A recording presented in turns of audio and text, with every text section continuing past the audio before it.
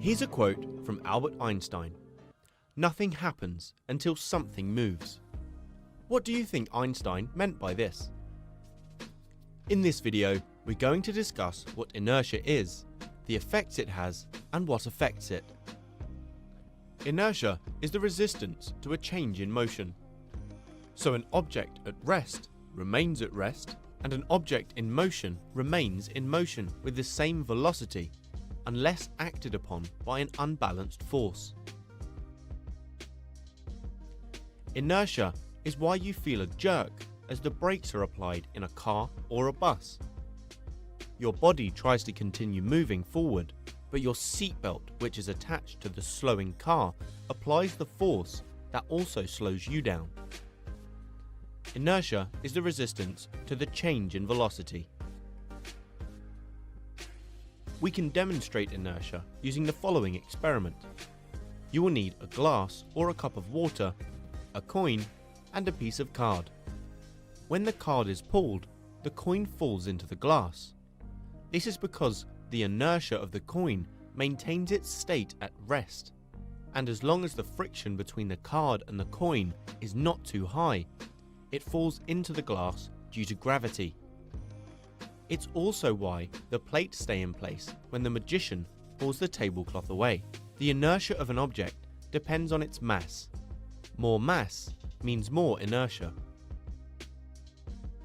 A greater resultant force will be needed to change the motion of an object with a high inertia. For example, which of these trolleys will require a greater force to start or stop it moving, or indeed to change its direction of motion? That's right, the trolley with the greater mass will require the greater force. A similar thing happens if you're in a car turning a sharp corner. It seems like you're flung outwards, but actually it's your inertia which resists the change of direction. The car moves in this direction. This is where you would be if no force acted.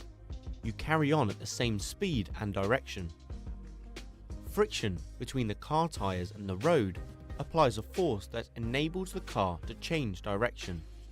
You were pushed round by the car, but it felt like you were being flung outwards.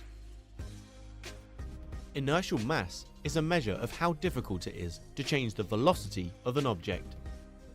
The larger the inertial mass, the bigger the force needed, or the smaller the acceleration produced by a given force. Force equals mass times acceleration. For example, it would require a much larger force to throw a shot put at the same speed as a tennis ball. This is because the shot put has a much larger inertial mass. So is inertia useful in any way?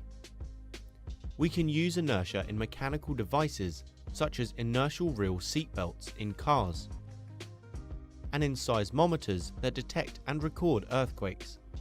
This is a simple device which contains a suspended mass connected to a sensor. Simple paper and pen is shown here. When there is a tremor in one horizontal plane, in this example, the entire case and the attached paper will move to and fro, but the large mass, due to its inertia, will not. So the pen will move over the paper, leaving a trace that records both the severity of the tremor and its duration. So what did Einstein mean when he said nothing happens until something moves? He was talking about inertia.